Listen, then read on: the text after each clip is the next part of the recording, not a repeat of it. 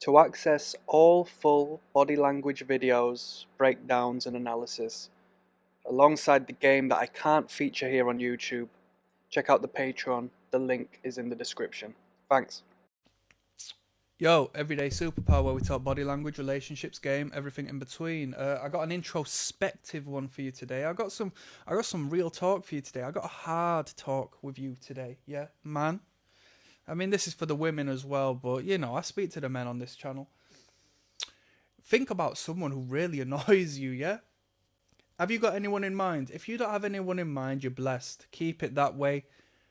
Your peace is valuable. But does anyone in the outskirts of your life at the very least annoy you? Is there someone you've known who's just really irritated you, right? Is there a man who just winds you up? Is there a man who you see a quality in, characteristics in, that just really irritate you?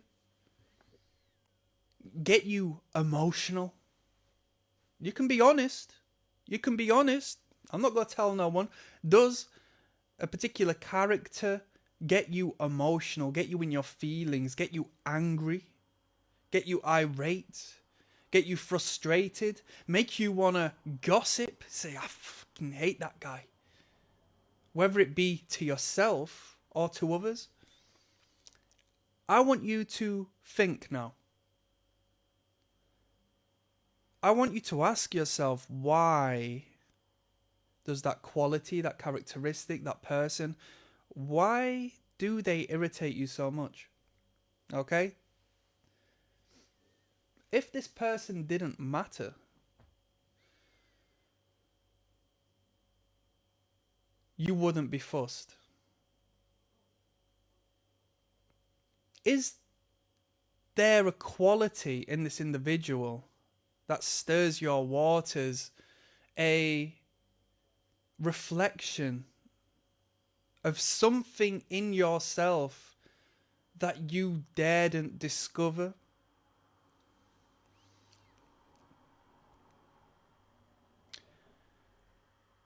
When we project ourselves, yeah, do you know when people say, oh, you're projecting, right? Sometimes we repress parts of ourselves that we daren't face. And when we see it manifest through others, it gives us the rightful time and moment to express how we truly feel about that characteristic.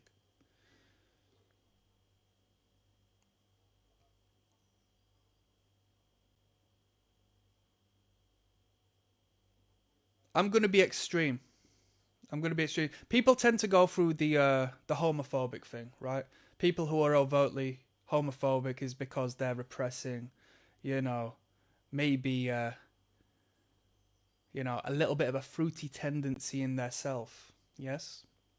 So when they see it manifest through someone who is possibly confidently, a bit flamboyant, a bit camp, expressive, and comfortable in oneself, they see a mirror lifted up to themselves and the inadequacy and the fear that they have residing in themselves that they've hidden. So they lash out. They are emotionally reactive to witnessing that. Now, let's say that I'll bypass that. We'll go to another extreme. Let's say you are, let's just say you're insecure, right? Not necessarily an extreme, not the extreme I was gonna go to, but let's say you are. I was gonna say abusive. I was gonna go towards like if you're abusive, but let's say you are an insecure man, right?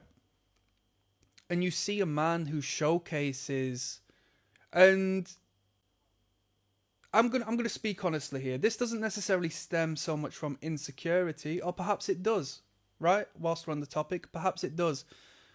But this is real talk and real game and how you have to, perceive and take a step back and observe these things.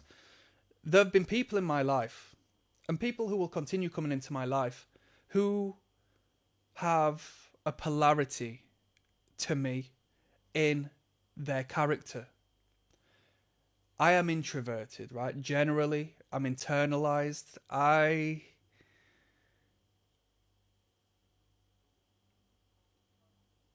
don't want to talk too much about myself, but as a child, I spent a lot of time by myself doing my thing. And in doing so, I was blessed to have a fantastic imagination, and that imagination stems to now. I would rather spend most of my time by myself because that's where I recharge my batteries, whereas a more extroverted individual will charge their batteries in social situations, and the idea of being alone would be problematic, right? But when I see or are in a social group, a social gathering, with an individual who is highly extroverted, very well accustomed to this environment, very bold and very brash, it's very easy for me to pin negative connotations to that behavior. Think, oh, I can't stand people like that. Or they're overcompensating, they're loud and vibrant in order to blah, blah, blah, blah. But maybe instead of pointing the finger, and I'm talking to you because there's going to be people in your life who just wind you up, and I want you to not look at them, but look at yourself and say, wait a minute, I can't act like that. It would be nice if I was able to be the life of the party, but I'm not. And I play my role well. You know, I did a video based on, I gave it a title such as just like what dominant people don't want you to know. And it was in relation to you always can play your position. There is a duality to things. If you're a subordinate, you have just as much power as your boss, as your supervisor. If you are, you know, in a hierarchical, weaker position to some extent, you have space to maneuver given you know your position. So as an introvert in public, it's not the worst thing in the world because you come with the elusiveness, the mysteriousness. You're shrouded in this magnetic and attractive pull because you are the bipolar of the attractive man who is the center of attention. You are the attractive man who isn't. You are the yin to the yang, right? The darkness in relation to the light, and both dance off of each other and both provide different qualities and benefits. Now, if you are to look at things like that, suddenly that extroverted man isn't as annoying as he once was. He simply reflects that which is not you, and you can't be everyone at once. So when you are irate at someone, think to yourself, is that a part of me that I can't expose to the world?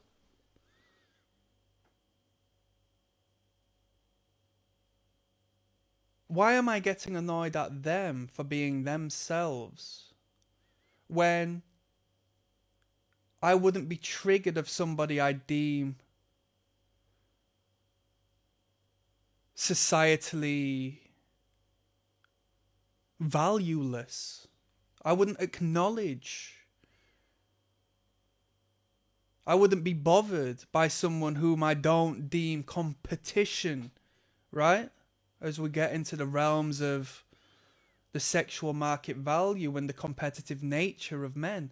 It's easy for me to try and put this individual down, but the reality is they're raising a mirror to myself, and that's why I am engaging in an emotional fashion. Pay attention. When it comes to women, there might be a particular type of woman you just get wound up at. There might be a particular type of woman that triggers you emotionally, and instead of pointing the finger at her and saying, I hate these traits you've got, I hate this character you have, oh, you're a, you know, let's say these men who slut shame, right? I mean, I know, You know, when it comes to the realm of value, it's not the best thing for a woman. I mean, even women point the finger at those whom they deem competitive within the marketplace and call them sluts as a means to devalue them because that's a way that it works. You know, but we're not going to talk about this in this video. But you see a woman who's easy, and you might see a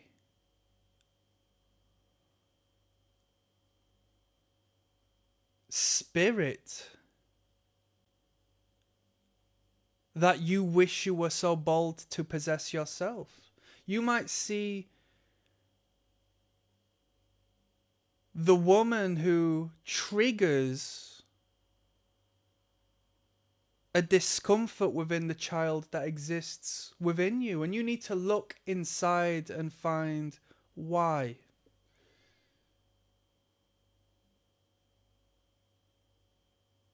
Such as the positive, you may be attracted to a particular type of woman, and in a Freudian sense, you might have to connect the dots and see if there is a parental quality that attracts you to this individual without being gross. You know, a lot of people in the real world find it bizarre to speak of the father figure and the woman figure, the mother figure. You see that's some distancing there. The motherly figure is a child's first indirect sexual figure of both parties. They bring you up from 0 to 100. You exist life under the umbrella of the mother and the father, absent or present. It defines you as a human being. We'll do a video and we'll do a dive within the you know, I don't know how far you can really go on YouTube, to be honest. I try to keep it safe as possible, but the sexual hang-ups, let's say, you know, that relate to the parental figures, the caregiving, the comfort, maybe the harshness, the dominance that manifest through the repressed need or rejection of the parental. Do you react emotionally to people? Some characters in particular, and if you do, it's not necessarily them, it's you. And you need to understand yourself, and maybe when you realize why that character, that quality, those words, those actions engage with you in a uncomfortable, emotional way, you will start to feel more comfortable around these people. You will start to become more fluid and free.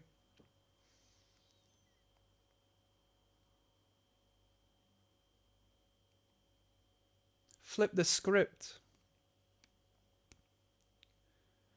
If somebody comes to you, and let me give you an example. This is a real life example. Less so now than what I used to be. But I used to be a real big health and fitness buff, right? I used to love weight training a lot when I was younger. And in doing so, and in being proud of my physique and showcasing it, you know, garnering a little bit of attention with it, I would receive passive-aggressive comments from those who I would assume were my friends. And it was less so me and more so the mirror I raised up to them. And they had to deal with, through seeing me, a pang at their priorities being elsewhere, their diet not being good, their gluttony, their want to look better but don't, it makes them feel uncomfortable. It's not to do with me, it's not to do with you. When you receive criticism, when it's unneeded, when you receive passive aggressive remarks, it's about a quality in you that is offending and creating disturbance within the unconscious psyche of that individual who is speaking to you. If anything, you should take it as a compliment, you know? I know a guy, and he puts a few songs together, and he's unique. And the music he creates isn't conventionally good, you know? It's not,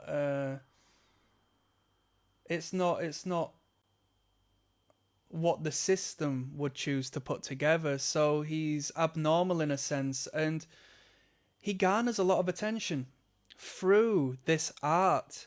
And most, or let's say half of it, is negative. But the people love to watch. The people love to come back, and the people love to continue engaging in this manifestation of irate energy. And it makes you wonder, why are you so engaged with something you feel is lesser than you, below you? It creates a disturbance in the psyche of those people for them to come out of the woodwork and express this shadow side to the world. This negative side they wouldn't do in their workplace, they wouldn't do on the street to this person, but when it's online and they're behind a keyboard and they see something that creates an emotional reaction because maybe they wish they had the confidence, maybe they wish they had, who knows, that this individual has. It's so uncomfortable, it needs to come out, and it feels right in doing so. Because now it's not us. Now it's not a part of us that feels uncomfortable and we have to hide it away. It's someone else. And we can project that part of ourselves we don't like onto that person and point the finger at it and say, I hate that. I dislike that so much. But really, the fact is, it's a component of yourself that you're fearful to face, that you see before you. On that note, I'm signing out. Click like and subscribe, people. Peace. Everyday superpower. We talk body language, relationships, game, everything in between. We're going to have a little riff on some game today, yeah? I mean, the note I left in relation to what I wanted to talk about today is like, I can't even read it. I don't even understand, so I'm just going to try and riff on this one. I must have been on the drink or something when I made this note. Let me read it to you. I've put down, she must never understand. She must never understand you. If you wish to remain in a loving relationship, boredom stems from understood. What does that mean? Let's talk about it.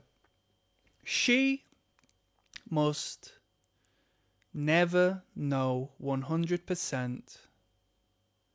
She must never be certain 100%. She must never be confident 100% that you are completely committed and steadfast in your relationship. Does that sound ridiculous?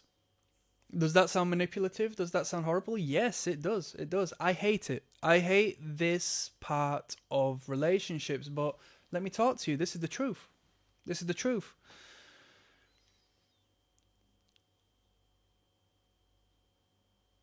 You can't be Mr. Lover Lover. I love you. I can't do without you. There's never gonna be another you without you. I can't do without you. Blah de blah de blah. I mean, honestly, this is kind of a, you know, generally I say across this channel, you want to be as honest as possible. We don't do lies here. Like, I think an upstanding quality for a man and an honourable man is his honesty. Um, that's not to say that you can't hold on to information, but just don't lie. Don't go out of your way to lie. It's horrible. It's a bad trait, and I don't respect that. Um, you want to ensure that you are in a position as a man that when if she messes up, you can go.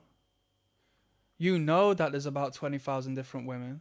You know that you can go engage with women after and have success. You know that you don't need that woman. You know your value. You know where you're going. You know that it's a blessing that you're both together. And she needs to be completely well aware, realistically, that you are a man who can move on, because that's the man she wants in her life, right? She doesn't want a man who just is stuck with her because he has to, or because he's given up, or because blah blah blah blah, right? Because that has a crossover effect with your garnering of resources. What? So you'll just settle for less? What? So you'll just find so much and then that's acceptable? What? You're happy just getting comfortable? I'm not comfortable. I don't like comfort. I like spontaneity. I like to think. I like drama. I'm a woman, right? So you can't be in a position where everything is just 100%. Yes, it's my relationship. Yes, it's my marriage, blah, blah, blah. It's a reoccurring theme. And when I say reoccurring, it's like knowledge. It's like pop knowledge that men have to get used to women whinging and the deterioration of love within a marriage over time, because that man just becomes too familiar, and that man just becomes complacent, and that man just becomes a shell of his former self, and he thinks that that's okay and acceptable, and she's not going to leave his ass because they're married at that point, and that's a show of commitment that she always wanted and needed. And it's like the complete polar opposite, but this is like popularized, just like typical marriage, not having sex no more, not doing this no more, bickering at each other. Oh, she's whinging at him. Oh, typical marriage. That's the marriage. Get used to marriage, boy. All this and that. No, no, no, no, no, no, no, no, no, no, no, no, no, no, no, no, no, no. Even when you're married, there has to be a blind spot where she always wonders how committed you truly are. And don't get me wrong, you are committed because you're an honourable man. But unfortunately, you're stuck in this biological reality that you do need to leave this uncertain energy around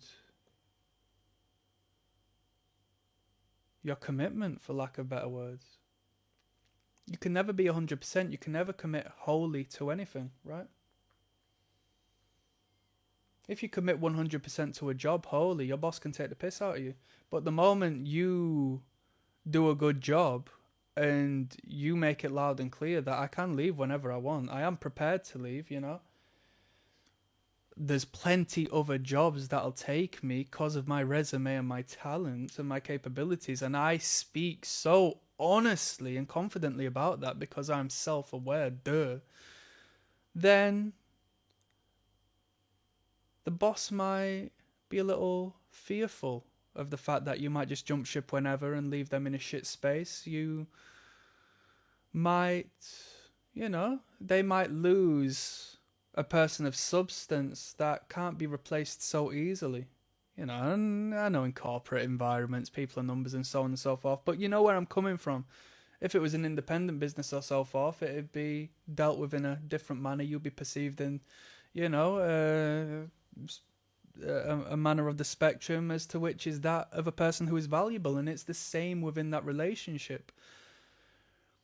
You can't commit wholly 100%. If I was running a country and I commit 100% to the support and to the defense of another country, then they might take me for granted and take the piss out of me. But if there's a air of uncertainty that, given they treat me incorrectly or with a degree of disrespect, that I'll not fight their war, that I'll pull my troops from an existing conflict that's happening and so forth, which is going to result in the downfall of their kingdom, then they're probably going to treat me with a bit more respect. But if I wholeheartedly follow them like a dog, doing everything they say, confirming everything they want confirming, and so on and so forth, then I put myself in position to be abused, and at least on an unconscious level, they will start to deem me as lesser than them. I'm putting you on game here because this applies throughout the social realm. Yes?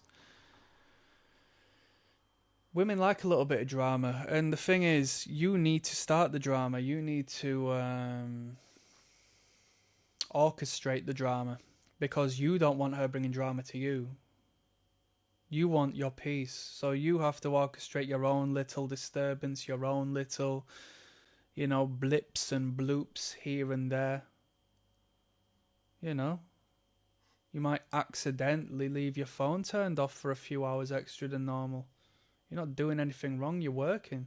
You're doing your thing, but what's the worst that can happen? That she thinks about me, that she thinks about you. What's the worst that can happen? That you stimulate your wife's imagination, such as what you did when you were initially dating. That's exciting to her, my brother. Yes? Stimulate the imagination. Oh, is he cheating on me? Oh, wait a minute, he hasn't cheated on me before, so I can't just go and cast judgment on that. But the fact that I'm even thinking, is he cheating on me, means he's a man of value and substance, and I'm putting him in the dominant position that he could do that to me. Yes? I mean, hey, each to their own. Maybe she's cheating on you, my bro. And that's why her mind's going there. Maybe she's projecting herself, but that's a story for another time, right? But you see where I'm coming from.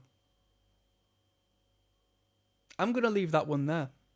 Click like and subscribe as always. Peace, people. Everyday Superpower, where we talk body language, relationships, game, everything in between. This is a powerful lesson, and I want you to really dial this one in. It's a simple one to remember, and it's one that should stick with you for good, right? People don't just do things once. People don't just do things once. She won't ignore you just once. He won't just lie to you once. She won't just cheat on you once. You won't operate in the way you operate just once. Although you have the power to change direction and make a change, unlike the people around you, who you must just take for granted and just understand that is who they are, that is who they're probably going to be, and that's fine with me. He is not only going to steal from you once. And pay attention to how they interact with others. She is not just going to cheat generally because she's cheated on someone else once. He is not only going to be violent because he was violent with someone else once. It could happen to you.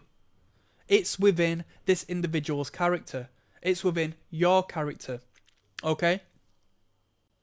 What do you mean by that? People can change, blah, blah, blah. But we set limitations. When it comes to criminals who act in a particular way, let's say a sex case, yeah? Somebody who is a predator, somebody who is a nonce, somebody who has harmed children, somebody who has sexually assaulted a woman on the streets, and so forth. We cast judgment on this person, and we know this is within this person's character and boundaries to be able to action. Most people can't do that because they have principles and boundaries. But for this individual, they were okay doing this action because it was acceptable to them. We must, with such focus, concentration and extremity, accept, acknowledge and approach the actions of others are like that example. Of course, they are to a lesser extremity. But if she has cheated on you, and she tells you she'll never do it again, she's so sad, she don't want to leave you, she'll blah blah blah blah blah blah blah blah blah blah blah. Number one, you can't control her. You can't control no one other than yourself. And even your control of yourself is still so much, 80% outside of your own hands, right? Your unconscious does most of your action. You are living in a pattern right now, whether you accept it or not. Because you have your own boundaries and principles and you take your own actions. The man who is addicted to substances might quit, but he is shown that he is prone to be addicted to substances. It's within his nature, within his genetic, within his character, very easily rationalized in his mind, and he's proven that through his actions. So don't believe he won't get back on the drink again. Don't believe he won't get back on the heroin again. Don't believe that he won't do that, because he's shown that he's able to do so. If someone takes 50 pence off of you, lies about it, or 50 cents if you're in the US, and lies to you that they haven't seen it, then it's within their nature to do the same thing with £500 or dollars, 5 grand, 5 million. It's a showcase that they are able to lie to you about money. It's a showcase that they are able to steal from you, disregarding the numerical value. People don't do things just once. There will be a pattern of action throughout their life that manifest, if not through the action itself, through a likewise mean. There will be a release and an expression of that energy that stems deep into the roots of their psyche from a time that they don't even consciously assess or realize. It will come from their childhood. Okay? That lady who cheats on you, she does so because she's looking for something or she has lack of. And before she looks inside, she will look external and blame the world as opposed to what is rooted deep within her. Right? She won't even be able to uncoil and fathom where the roots of this behavior lies. That's general population. If she can, great. But let's look at the reality of it. Let's generalize people. Let's understand that we need to look at ourselves first, understand ourselves, understand that the world is but a mirror of us, and just go on our way. And if somebody disrespects us, if somebody feels they can get one over on us, if somebody acts towards somebody else with a action that you didn't initially acknowledge within their character, understand that they could do it to you, or at the very least they're gonna act on it again, because it's not outside of their conscious boundaries. They chose to take that action. Yes, they chose to do it. Yes, there will be a influence from left, right and centre, but the bottom line is they chose to take that action. Don't be surprised when they do it again. Am I 100% that they're going to do it again? No. That would be stupid. But at the very least, be a pessimist as opposed to naive. Understand it is what it is, and that person can do that, so they might do that. And if it's extreme enough, they will do that. If they have gossiped about you, they will do it. If they've gossiped to you about other people, they will do it about you. It's within their nature, their character. It's a pattern that manifests throughout their life. You will understand people on a deeper level like that by spending a day with them and looking about what they talk about, how they talk about things, what they do, what they're gonna do, what they have done, especially what they have done.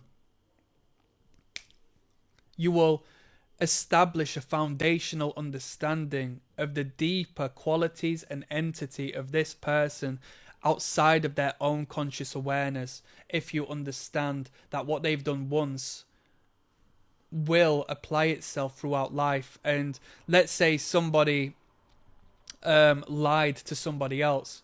They might not lie to that person. Again, it might not manifest 100% through the same action to the same person, but they have shown some insight to the fact they can be deceitful. And that deceit might manifest in a business deal, might manifest at a job interview, so on and so forth. So that's why I look at people in the red pill community, in the attraction community, who speak on lying to women. Well, we all lie a bit, don't we, and so forth, right? Yes, you might only do that to women, but already I'm perceiving you as a liar, and I think at the very least I might as well, for my own protection, believe you will lie to me, even though I am of a different entity and you might not. It's like, well, so bloody be it. I'm not going to allow myself to be used and abused by you when you've shown your colours. You dig?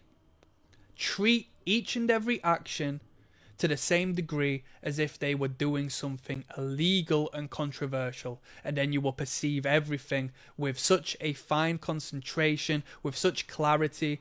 You will but see through your third eye in this particular circumstance. Click like and subscribe. I'm signing out. Everyday Superpower, where we talk body language, relationships, game, everything in between. Go put you on some game, go put you on some social dynamics. Gonna allow you to perceive things the way they are. She wants a leader. She's attracted to the leader. To lead is a masculine principle. To lead is to be the head of the household. To lead is to be the man. In religious terms, some say that the man is led by God. Okay, whereas the woman is led by the man and the children are led by the women, right? Natural order of things. Whether you like it or not, it portrays itself through any household across the world, any culture, any perspective and perception of what's right or wrong. It doesn't matter. So, you hear pimp terminology. You apply the idea of being a pimp. Oh, most men do. Oh, that's pimping. Oh, he's a pimp, him. All this and that. It's never said in a negative way unless it's within the realms of, illegal operation. If it's like sex trafficking and so forth, then it's a problem. But in the realm of, like slang and whatnot, to be a pimp is a good thing, right? The pimp is the leader. Pimp position doesn't necessarily mean that you are working in the lifestyle per se of pimping and hoeing. Your boss is pimping you. His boss, her boss is pimping her. The owner of the organization, the CEO, is the pimp that overlooks all. He's in pimp position. And to be in pimp position means that you've got some hoes, i.e. salespeople, i.e. people under you who distribute a product of such, whether it be a physical product that they financially pay for, whether it be, doing your bidding one way or another, through whichever means, to tricks or johns. And the trick is the consumer of the product, right? All serve purpose and engage and need each other within this ecosystem. But the woman, generally speaking, is going to be biologically attracted to the leader, the top of the pyramid, okay? So when you introduce your wife to your boss, yes, who might be a little bit older than you, a bit more experienced, definitely makes more money than you, can fire you, there's going to be a trigger flicked inside of her that spurs her to be a little more submissive to this man, because the societal dynamic is reality, okay? Don't introduce your boss to your missus, is what I'm trying to say. But we're talking about leadership qualities here, because such as pimping and hoeing is a thing, there is creating and consuming. And most people are consumers. Most men are consumers, right? You are more than likely a consumer as opposed to a creator. The path of the creator is hard because you have to go against the societal norm and you need to create something of substance, and you need to garner attention for that item of substance, whether you perceive it as such or you need to market it as such. You have to go through the trials, the tribulations, the potential of failure, and failure means social Darwinism. You're dead, you're gone, you can't procreate, you're a bum, you've not monetized, you're homeless, your situation has gone west, you've stressed yourself out, you've gone psycho, your mental health's gone down the drain because you've tried it, you've failed, and then if that is who you are naturally, and you have to end up being a consumer, being a hoe, being a subordinate in a workplace, as opposed to owning the workplace, as opposed to establishing your own business, it's going to kill you, because there's going to be a friction between who you are and where you've been placed. It's going to be a painful life. So it's not great to be a leader, but that is why she's interested in the leader as well as other factors, because you show a higher sense of self. You show a incredible display of not only self-understanding but applicable knowledge through your endless trial and error that you have applied to ensure things work, to ensure you've got food in your mouth, to ensure that you are creating movement to your purpose, your desire, and what you need in life. Yes? Whereas the man who just consumes, gets his paycheck, goes home, consumes entertainment, to a degree he can bring comfort, dependent on where that woman is in life. You know, you're going to appeal more so to the woman who wants to settle down, as opposed to have a man who's taking risks, you know, albeit calculated risks. You're going to find yourself more comfortable, given you are consistent within that realm of employment, and hopefully, you know, putting that money in the right place. You're going to start attracting women who are, you know, coming out of their prime years. Yes, when they reach 30 upwards and so forth, arguably like 28 upwards and whatnot, you know. But that's the way it is. That's the reality of it. And the reality of it is, even though you're going to be garnering more attention from these women who want to settle down and have a man who is just stable, she's still going to look at the man who is independent, who is a leader, who is a boss, who is fulfilling the masculine principle of independence and self-drive. She's still going to be naturally attracted to him in a way she's not attracted to you, because he showcases the masculine essence that her feminine essence needs to feel alive, right? People talk about, oh, he's a pimp, that's pimping, oh, that's sick, that, yeah, he's got all these women, he's a pimp and all this and that, and they look at it as a positive thing. But they say heavy wears the crown, right? That pimp isn't going out banging girls 24 hours a day. Probably does it a lot less than the man who's a trick, who just has the money and pays for it, you know, whether it be via dating or whether it be just quite honestly paying for the pum-pum, because he doesn't have the time to invest into that. He knows how valuable his time and energy is, and he knows if he takes his eye off of the ball momentarily, then things are going to come crashing down. He's going to lose momentum, and it's not going to be of any benefit to him or his future or the women in his life. So he has to continue investing within his business, within his idea, within his vision, to keep things moving along. He can't be spending time dating. He can't be spending time on the phone chatting. He can't be sat in front of the television watching a movie, enjoying life, right? So there is a misery that comes with it. There is a bitterness that comes with it. But given it's played right, the dopamine comes from a separate source, whereas the follower, the follower, the consumer, the trick, the hoe, garners a hit of dopamine and an escape from the unfortunate reality of being a bitch, real talk, by watching programs or playing games or scrolling social media. You know, they garner their escape from reality via there, and in doing so create an actual better bonding connection with their partner, because their partner are doing the same thing. You know, that woman doesn't have the masculine drive to be number one and to spend their entire life on a course of just creating something for the family that will be. You know, the woman does not have that biological imperative or drive, which is why there is a subversion of reality when they tell you, oh, women in the workplace and blah blah. No, it's just so they can tax the women. feminism was utilized and weaponized, albeit a good thing to find common ground between the man and the woman. It was weaponized in order to tax both of the family members, in order to break up the family unit even more, to weaken the people who can't afford to have only one person in the workplace, right? That's the way it is. So, I digress.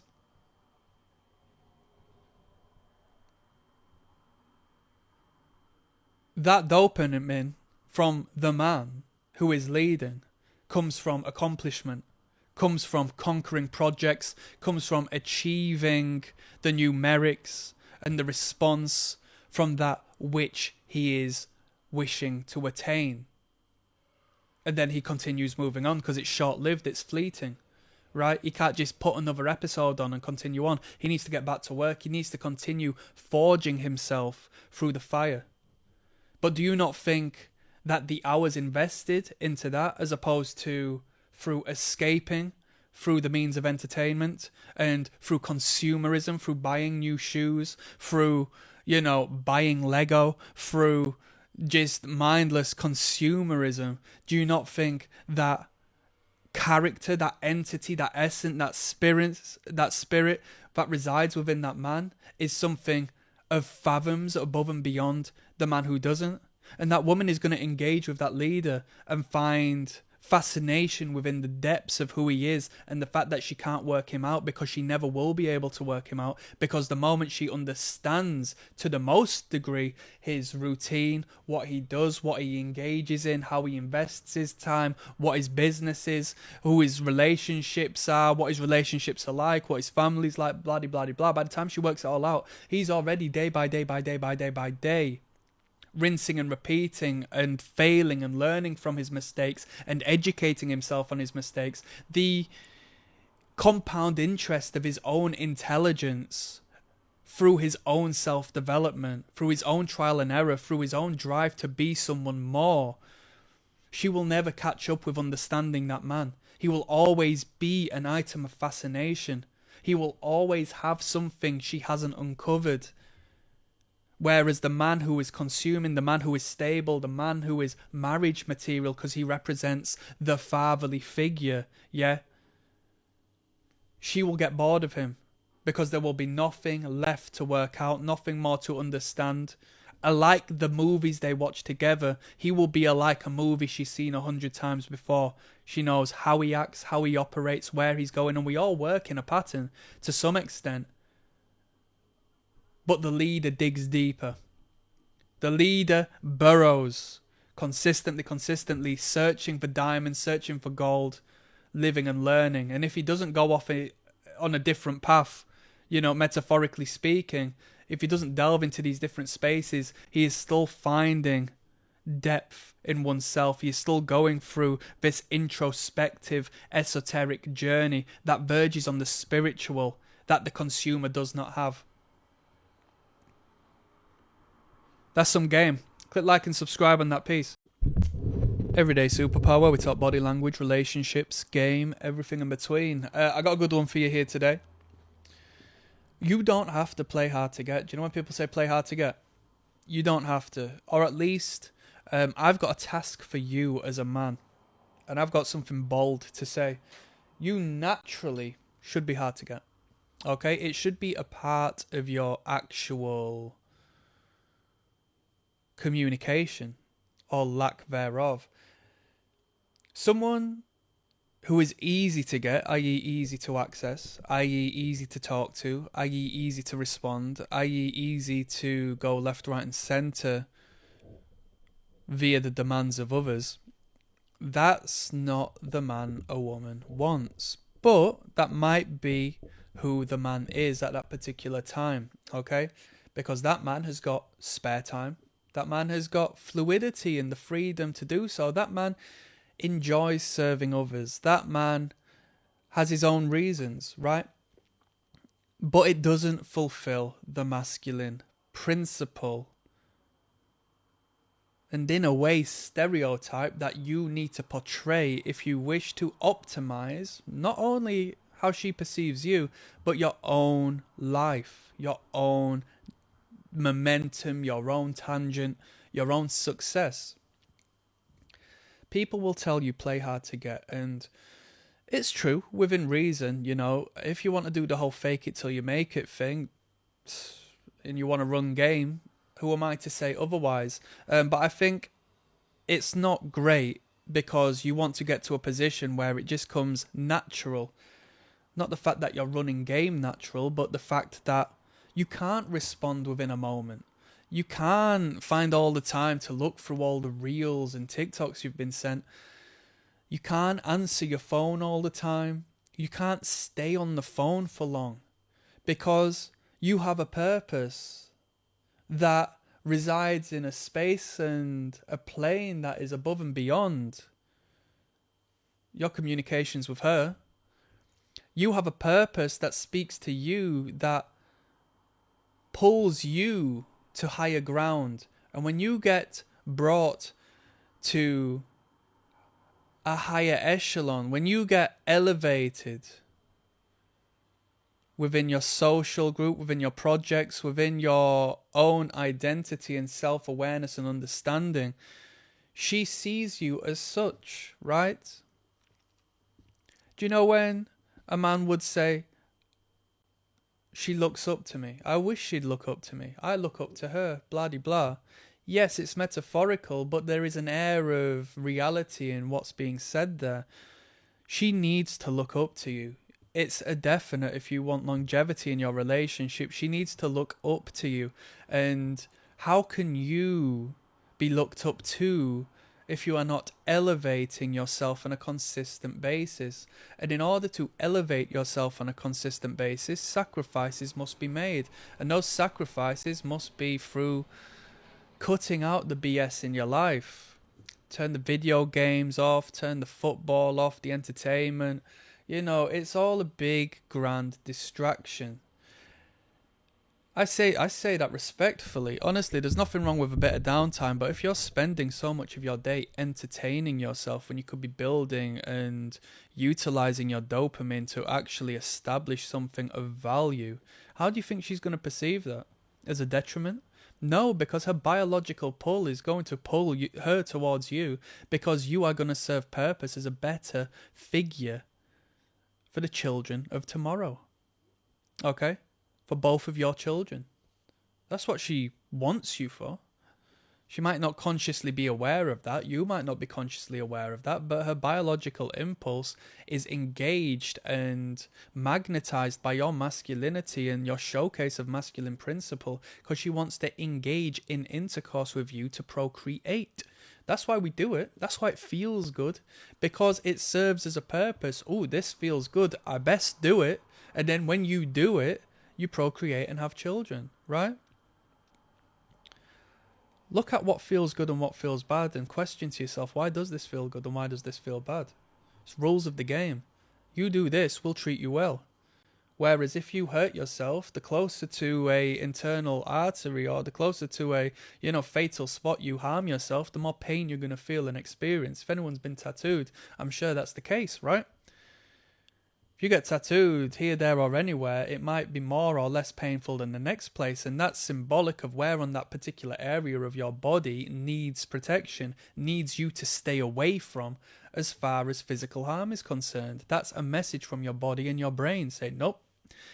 And then when you feel pleasure, such as the engagement of intercourse, which is why some people become sex addicts, it's purely down to the fact that you need to do that, and life is thanking you and say, here, have some feel-good hormones for engaging in intercourse and procreating and continuing on life.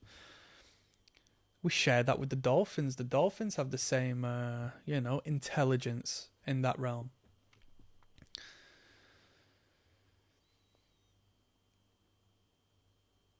You must naturally be hard to get. You must be on your purpose, and someone who is in their purpose is not easy to get. Think about a corporation. Think about a big business.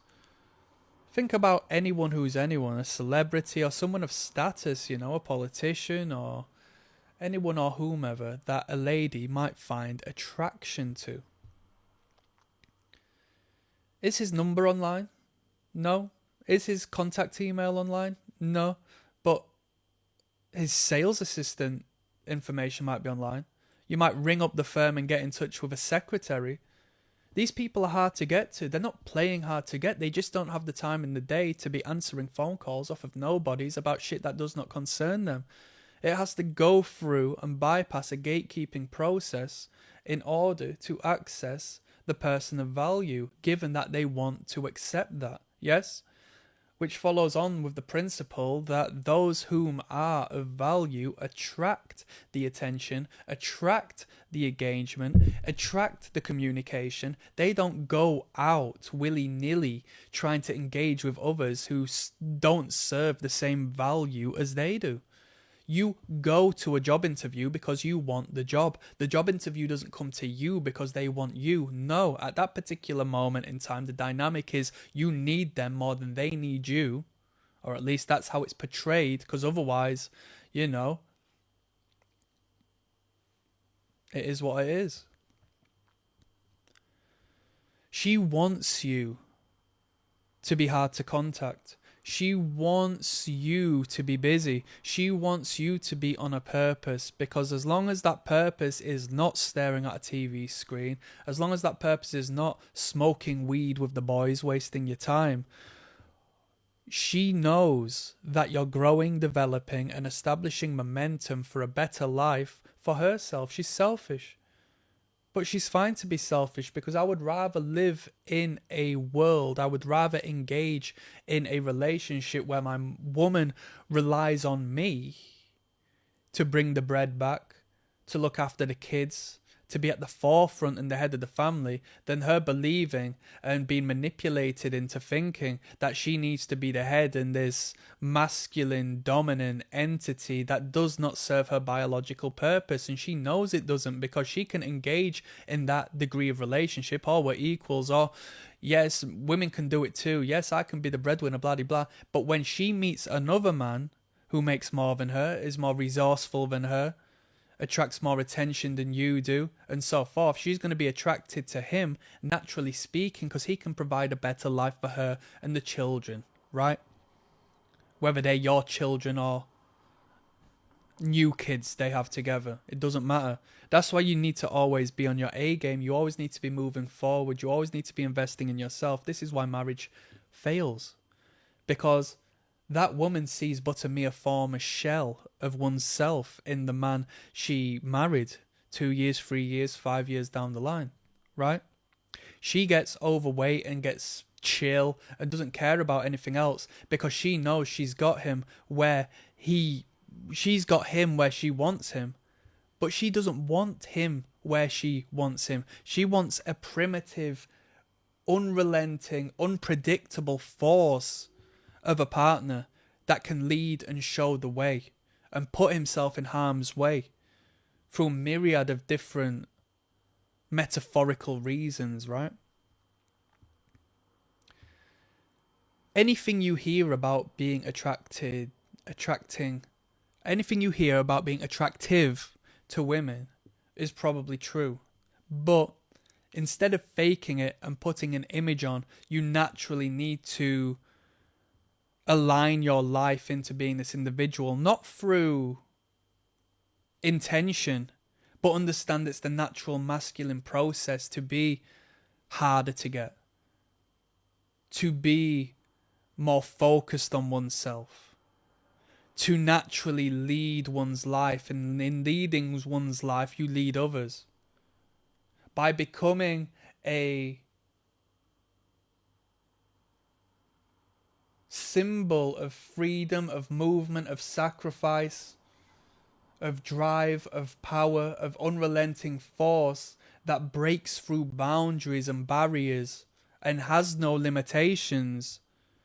You become the man she wants, whether she says she likes it or not. Oh, you never ring me back. Oh, I thought you were with another girl. Oh, blah, blah, blah. Good. Because it means I'm stimulating your imagination. I'm on your mind. You know very well that I'm not going to be a bad person. I've got principles and honour. But if you want to believe that, that's completely fine with me. Alright? There you go. Problem solved. Click like and subscribe. I'm signing out. Peace.